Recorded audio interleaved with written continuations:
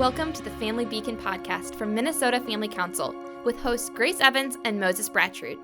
Stay informed on the top stories on life, family, and religious freedom. Get the facts, stand for truth. Hello and welcome back to the Family Beacon podcast. I'm your host, Grace Evans, and we have a very special episode for you today.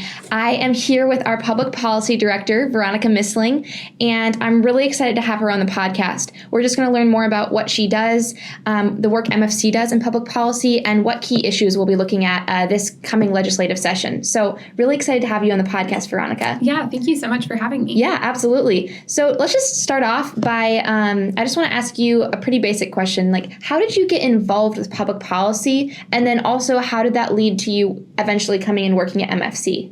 Sure. Well, I attribute being involved in public policy all the way back to middle school and high school. I was super interested in speech and debate and rhetoric. And so pursuing that just through my education. But then once I got to college, interning with various socially conservative groups. And so just kind of cultivating that interest throughout my educational years. And then once I got out of college, working for the Minnesota Senate, that was my first job. And then after working for them for 2 years, I came to Minnesota Family Council. Yeah, that's awesome. So when you worked at the Minnesota Senate, if I remember correctly, you have some experience as a legislative assistant, right? Yes, that's correct. Yeah. What are some things that you learned doing that job? Yeah, so being a legislative assistant at the Capitol gives you kind of a front row seat to the whole legislative process, and you are assisting, at least in Minnesota, you're assisting one senator and basically running their entire office. So in that position, I was organizing meetings and some basic office tasks, but also helping to plan their legislative agenda and work with lobbyists and contract with different constituent groups that wanted to come in. So really seeing all the various areas that people are interested in Minnesota when it comes to public policy. Yeah, that's so awesome. I love that. How does MFC engage with the legislative process and also engage at the Capitol? Could you break that down a little bit for us? Sure. So my role here at MFC is Public Policy Director. And so that means that I wear a variety of hats, but my main one is being our registered lobbyist. So I'm the boots at the ground at the state capitol, and especially during the legislative session, we're pushing bills forward, meeting with legislators, and advocating for life, family, and religious liberty in Minnesota. Yeah, that's really cool. I think sometimes it can be hard because if I ever tell people, if I tell them about lobbying or the importance of lobbyists, they get confused and they're like, what's a lobbyist? Is that the kind of person like in the office, like Pam, who sits at the office and she kind of just like answers phone calls and things? That's not what lobbying is. Could you give us a good just description of what lobbying is, why it's important, and just maybe even like what a day in the life of a lobbyist would look like at the Capitol? Sure. So yes, you're right. There is kind of a confusion or even sometimes a negative connotation with lobbying. And people think about Washington, D.C., but really it's just advocating for positions at the Capitol. And legislators are people just like you and I. And when they're elected to public office, they have a whole host of issues that they need to learn about. And so I view my role as a lobbyist kind of as an educator, helping legislators understand our issues and understand how that connects to current events that are happening and bills that need to get passed, and then kind of stewarding those bills through the legislative process. Yeah, that's a great way to look at it. Would you say that you're waiting for these legislators to get out of meetings, right? And then are you meeting them like on the floor and then walking with them to their next destination and asking them to vote a certain way? Is that kind of so that kind of gets into like the day-to-day nitty-gritty grind of the Capitol. So, I mean, ideally, I would love to sit down with them in their office and meet with them and talk with them and have a little bit of an extended period of time. But during the legislative session, they're running to floor meetings, committee meetings, meeting with constituent groups, trying to catch a bite to eat in between all of that. It's a very fast-paced couple of months in the springtime. So sometimes, yes, I do have to pull them off of the floor and meet with them in a hallway in the Capitol building, or walk with them to and from lunch, those kinds of things as well. But just it's kind of like sales in a way, trying to make those touches with them and connect with them from an organizational standpoint. Yeah. What are some of the issues that you've seen yourself win on, if that makes sense? Like when you say something, are there certain topics where if you say something a certain way, then it really gets through to the legislators? Or what are some reactions you've seen when you're having these conversations? Yeah. each legislator is very individual. And I think, we've learned this especially too with our Church Ambassador Network. Trying to understand them on a relational, personal basis. So my job as a lobbyist, we have 201 legislators in Minnesota. Wow, that's a lot. So it's a lot of people to try and meet. Granted, I don't have to or need to meet with all of them. But trying to figure out what motivates each one of them, what issues are they passionate about, and trying to help steward those and engage them in those different ways. Yeah, that's great. Could you maybe also give us an overview of what the legislative process looks like? Because I think sometimes that can be confusing, especially for young people, because there's so much that goes into it. Yes. Yeah. And especially, I think, in our day and age, too, people want to get involved. They want to be advocates. They want to become politically engaged. But it is a little bit of a technical process, right? So we all remember, Schoolhouse Rock videos of the bill going through the process. But it is kind of similar. That general framework is very similar. So a bill starts with an idea. Someone comes to their legislator with a problem of a road needs to be fixed. Or in our case, we're advocating for life and saying, we think these restrictions need to be placed on abortions in Minnesota. So that's where bill starts. And then we work with legislators, so our allies that are passionate about our issues, and we draft language up. So it's a little bit technical. It needs to go into state statute. Sometimes there's some things that don't make sense to the average reader in there, but it's just putting that idea into legislative language. And then that bill is introduced. And in Minnesota, we have what's called readings for each bill, where it needs to be on the floor at 3 different points in time. So that's the first reading is when it's introduced and it gets a bill number. And there are thousands of bills introduced in Minnesota every single year. That must be a lot to keep up with.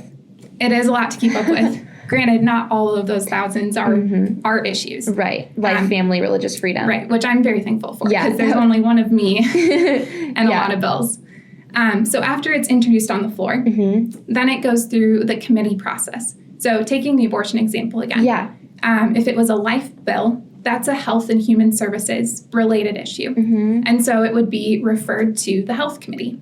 And the health committee would need to then hear that bill, talk about the bill, fix any problems in the bill. And then once they're done deliberating over it, they would vote to send it back to the floor, which is where all of the legislators for that body, whether it's the Senate or the House, would meet together. So once it's through the committee process, and sometimes it goes to one committee and then it goes back to the floor. Sometimes it goes to 5 committees. And takes quite a bit of time to get through that process. Because each committee has their own specialty, right? So they're looking at different aspects of the bill. But then once it gets through that process, it goes back to the floor. And then there's a floor debate on it. It gets that second reading when it's sent back to the floor. And then the whole legislature debates on it. And it can be really lively, and it can take hours because there's lots of opinions. And then once that debate's over, then they vote on it for final passage. And is that like a moderated debate? Are there timed speeches and things? Or is it kind of just like at your own whim? What does that look like? It's not timed in the sense of everybody gets 2 minutes. But there are rules on how procedure works. So for the Senate, for example, they have to address all of their debate forward to the president of the Senate. So just things to try and help the debate go smoothly so it's not chaos, right? Not like what we see on TV with presidential debates. Exactly. It is much more moderated than that. That's good to know. And then hopefully, this is a successful bill, right? So hopefully at the end of that debate, we pass it. We have all of the votes, the majority of the legislature that it's going through. And then after it goes through one body, it has to go through the other body before it goes to the governor's house or the governor's desk, and he signs it. And then so at any point in the bill's life, it could be, if it doesn't get enough votes, then that means that it's trashed, or what would be the technical term for that? So we say a bill dies. There we go. So in committee, if those handful of legislators decide, hey, this isn't actually that good of an idea, or let's go back to the drawing board, this needs to percolate a little bit longer, they can say, you know what, let's not pass it to the floor. Let's just hold on it. And then that bill would die in committee. That makes sense. So what is MFC's role in bills and everything? Do we sponsor bills? What's our role? Yes. So couple different things that I look at. We have an offensive strategy and a defensive strategy, because being in Minnesota, there's a very interesting political culture. Very polarized. Very polarized. Yeah. So our offensive, or, going through that ideal legislative process would be, we write a bill, work with a legislator to write a bill, and work through the legislative process and pass it. We also get involved with the legislative process by, sometimes we have the idea, go to a legislator, sometimes the legislator has an idea and comes to us about it. So it's a collaborative effort. And then sometimes legislators have bad ideas that we don't like, that are promoting a secular worldview, or, something that's anti-life or anti-marriage. And so we oppose bills then when it's going through the process on those issues. Yeah. So that looks like testifying in committee. That looks like me going and meeting with legislators. Yeah. And basically have testified on bills, right? Like you've done a lot of testifying. Yeah. Or even submitting, written testimony. Yeah. If I can't be, because again, there's a lot of meetings. If I can't be everywhere. And even with COVID too, I feel like that's changed some things. Yes, it has. Yeah. Yeah. Yeah. But there's opportunity, and the legislative process is very democratic. So there's opportunity for input at all of these stages. That's great. What are some of the issues that you think we're going to be facing during the next legislative session? It's a great question. Some of these things we can anticipate ahead of time, right? Just seeing what the political climate looks like, where our legislators are at, where the governor's priorities are at. Exactly, yes. But some of these things are a surprise to us too, depending on the legislative session. So we don't go into legislative session until the very end of January this next year. So we'll get a better picture of what that looks like in the spring. But we are anticipating that conversion therapy bans are going to come up again as a specific legislative issue. I think Walz just announced more on that, if I'm not mistaken. So he's that's one of his biggest things. There was a recent executive order related to that, and he's putting a little bit of pressure on the legislature to do something about that. So that's a negative thing that we'll be looking out for. Okay. We also, on the life front, are fighting some pretty radical pro-abortion legislation. Tell us more about that. Yeah, so specifically, there was a Reproductive Rights Act introduced this last legislative session that would try and codify and guarantee a woman's right to abortion. At any point, right? At any point. Throughout her entire pregnancy. Yeah, it's pretty radical language. We haven't seen anything like that in the Minnesota statute before. So definitely opposed to that. Did Tina Smith author that one? So Tina Smith is on the federal level. Okay. Yeah. Okay. So that's another thing that's kind of confusing to people about the legislative process, right? So we have a House and a Senate on the federal level. And then at the state level. We also have that at the state level. Yeah. So our involvement with MFC policy is focused mostly on the state level. Yep. We do get involved in advocating with our congressmen and women from Minnesota sometimes. But there are groups on the federal level that have much more experience and expertise and manpower to be able to do that. So we're mainly focused on the state level here. Okay, that makes sense. Yeah. Yeah. Yeah, so life, conversion therapy, any other big issues we should be looking out for or just being aware of that will probably be brought up? Yeah. My bill tracker has, sometimes hundreds of bills on it, right? So there's a lot of other issues that could move at any moment within the legislative process. Things that, are undermining God's design for marriage and family and sexuality. But there's also good things, right? So like this last legislative session, we had a bill on saving women's sports. And we were able to get that to the floor in the Senate. Wow. So, there are good things on the gender front, on the marriage front, on the biblical personhood debate that we're pushing as well. Yeah. So kind of on that note, there's a lot going on with the Dobbs V Jackson case right now, right? Yes. First of all, I was wondering we'll do a whole podcast on this probably, but I just want to briefly touch on it while we have Veronica here because it's so important. A lot of people are saying that Roe v. Wade could be overturned with the Dobbs v. Jackson case.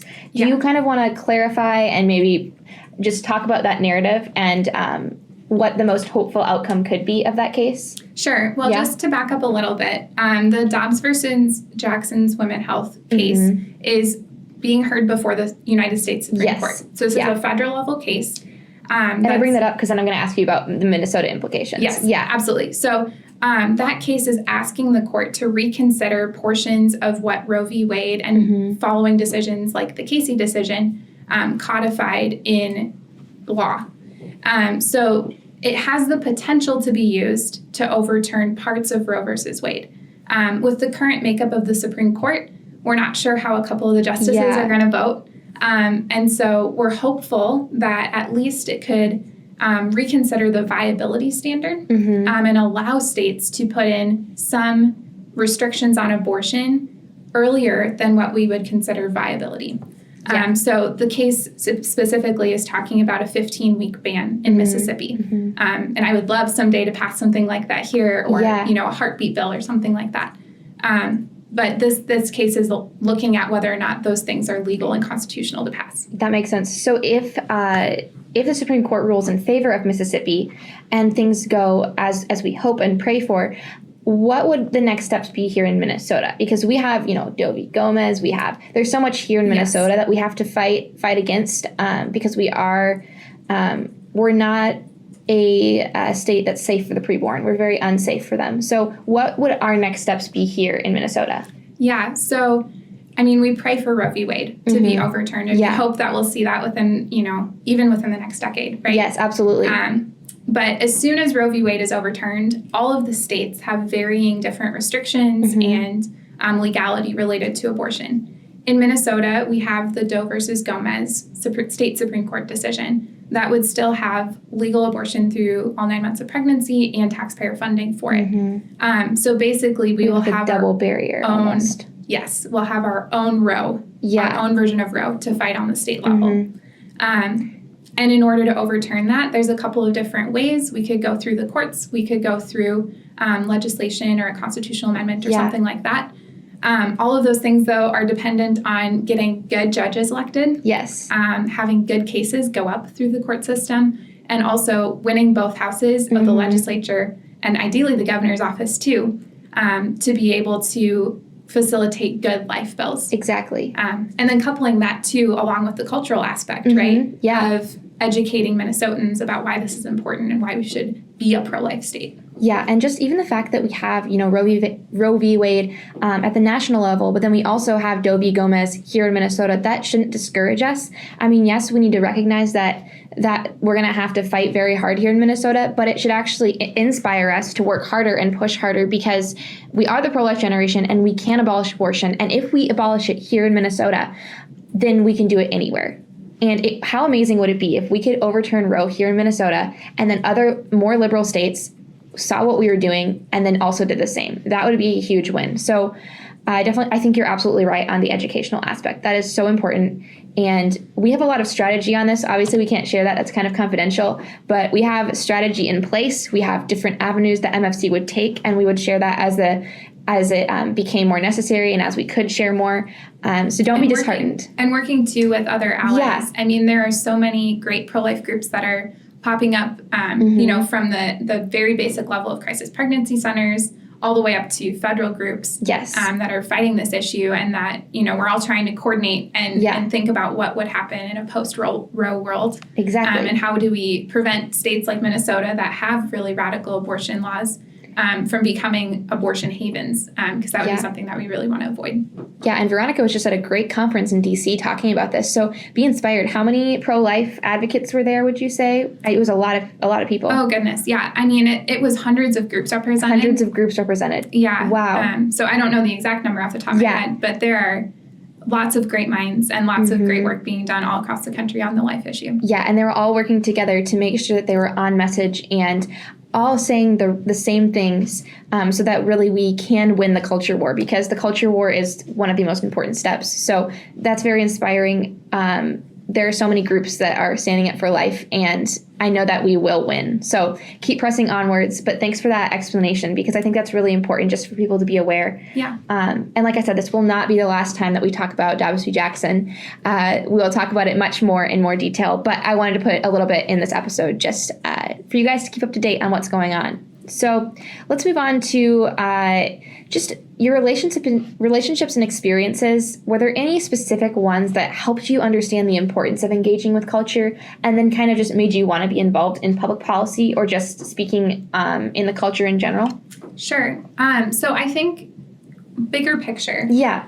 Before we even talk about engaging on cultural issues related to politics, there are a lot of really great organizations that are doing things related to worldview. Yeah. Because going before the legislature, every single vote, every single bill that's introduced reflects a worldview of that organization promoting it or the individual legislator. So understanding that undermining framework at the political level is really helpful. And so for me personally, when I was in high school, went to our LEAD camp. Yeah. So, there's groups like that. We have LEAD in Minnesota. There's other groups across the country that are trying to equip young people to think about worldview and think about biblical values and how those impact our culture and impact the political sphere. Yeah. I think that's the best equipping is to try and ground yourself in that political or the biblical worldview before entering the political sphere. Yeah. Otherwise, I think it can get so draining too. Yes. If you aren't fundamentally rooted in the Word and you're not fundamentally rooted in why it matters, because I think if I wasn't a Christian, I wouldn't really have much of a desire to be politically active because I'd just be like, oh, well, it's fine, it's whatever. No, because I'm a Christian, my faith then informs the way that I think about the world and the way that I want to vote and the way that I want policies to be shaped. So I think that's a great point. And I don't know, could you maybe expound a little more on your experience with LEAD? Because I am such a big fan of our program. I think it's awesome. And I would love to just hear maybe some things that you learned while being there, what the experience was like, and how it kind of shaped you being around other like-minded Christians at a young age. Sure. So our program has definitely become much more robust. Yes. I was one of the first people to go through the LEAD program way back in the day. And it's a week-long summer camp. It's a week-long summer camp, yes. For students entering ninth grade through graduated their senior year. So they can be entering as a freshman in the fall. Yeah, any high schooler. Yes. So I think what was most valuable for me is it's really easy to get passionate about a specific issue. Really easy to feel like you can just rush to the legislative process and go advocate for bills. Yeah. And I think that the LEAD program, connecting it again to that worldview aspect was very helpful. But even as we're talking about the legislative process, LEAD has a legislative simulation. So helping you understand at what points do you engage in the legislative process and how do you do that respectfully and honor legislators and honor the process. That was very helpful for me.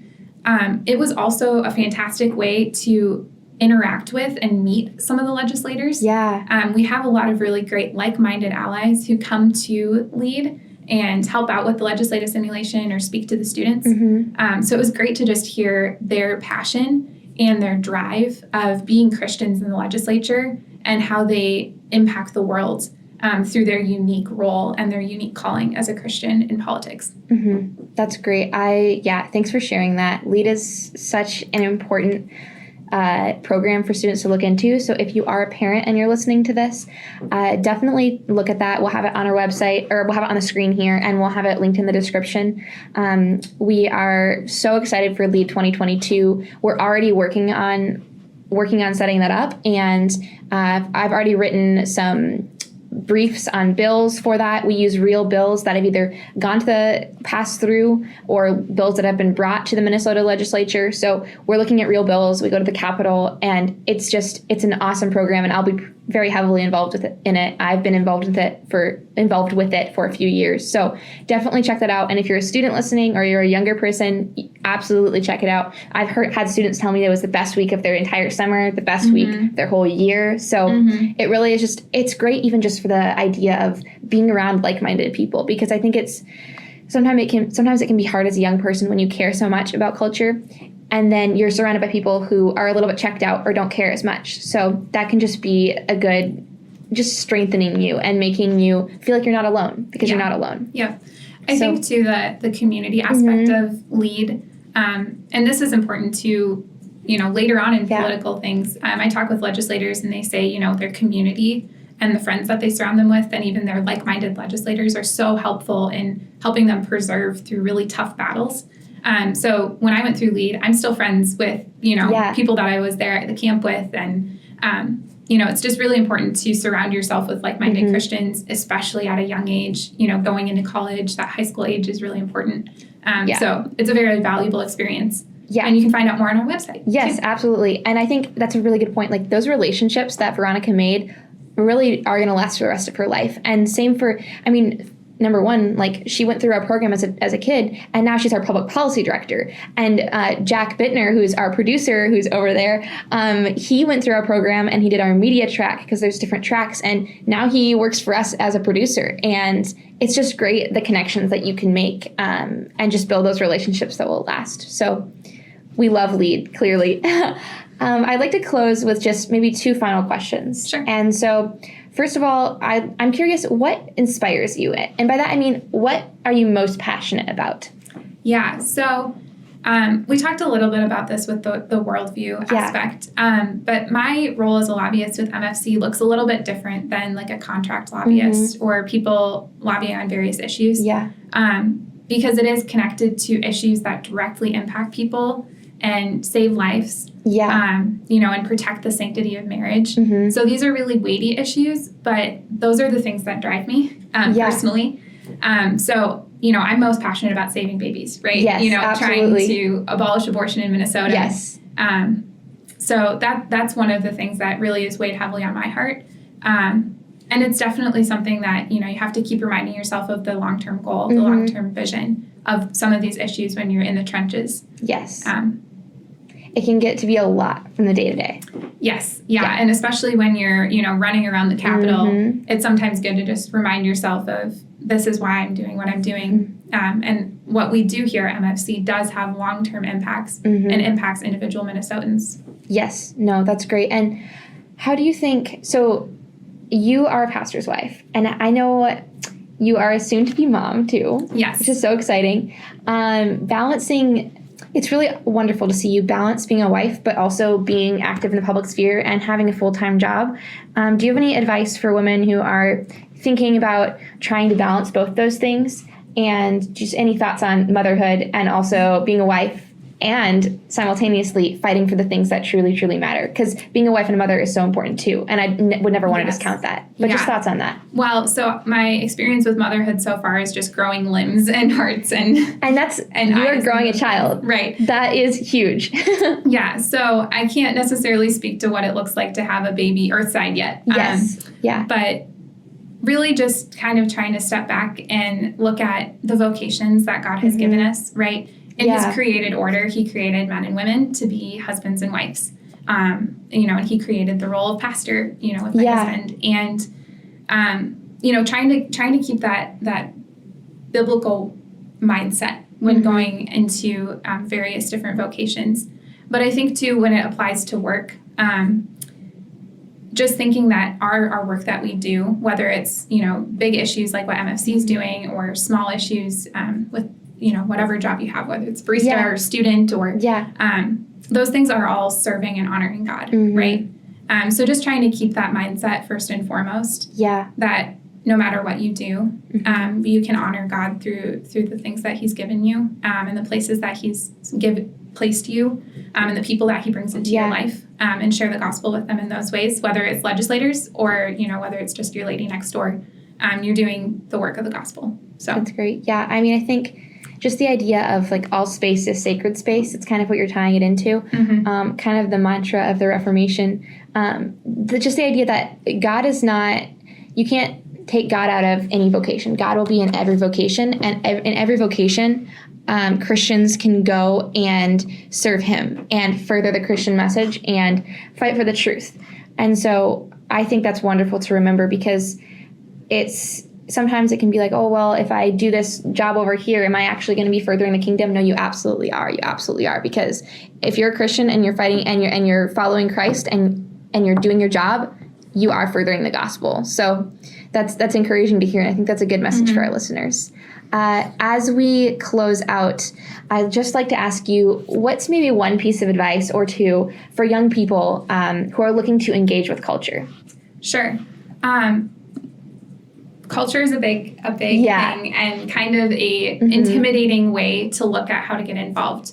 We see all of these problems culturally, all of these things, heartache and sin and decay in our world, and want to try and fix it. I think, again, having that biblical mindset first and foremost is a really important thing for young people. But also from a policy standpoint, just understanding that you can get involved with the legislative process. You can get involved in making changes in your community. We even try to make it at MFC pretty accessible by, signing an action alert or, calling your legislator. Those things do have an impact. Your legislators do hear those things. And ultimately, it makes a difference for the kingdom. So just get involved. And if you don't know where to start, you can contact MFC. Yeah, absolutely. So definitely you can stay informed by tuning into MFC. So you can subscribe to us on YouTube at Minnesota Family Council. You can follow us on Instagram at MN Family Council. We're on Facebook and Twitter as well. And definitely subscribe to our email that goes out every single week.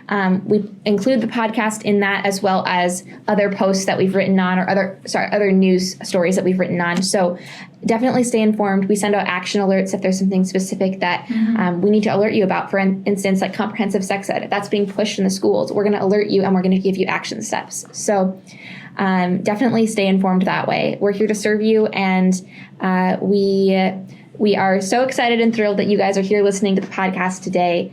Veronica, thank you so much for being on the podcast. Yeah, thanks for having me. Yeah. Do you have anything in closing that you'd like to mention or say to our audience? Just continue to stay involved, stay informed, and continue to follow our journey here at MFC. It's kind of a wild ride, and we have lots of updates for you coming, especially as the legislative session starts. So. Absolutely. So get the facts, stand for truth. We'll see you guys next week on the Family Beacon podcast. Bye, everyone. Thanks for listening to or watching this episode of the Family Beacon podcast from Minnesota Family Council. Subscribe wherever you listen to podcasts so you're up to date on life, family, and religious freedom. You can follow us on Instagram at MN Family Council and subscribe to us on YouTube to watch our content. Get the facts, stand for truth.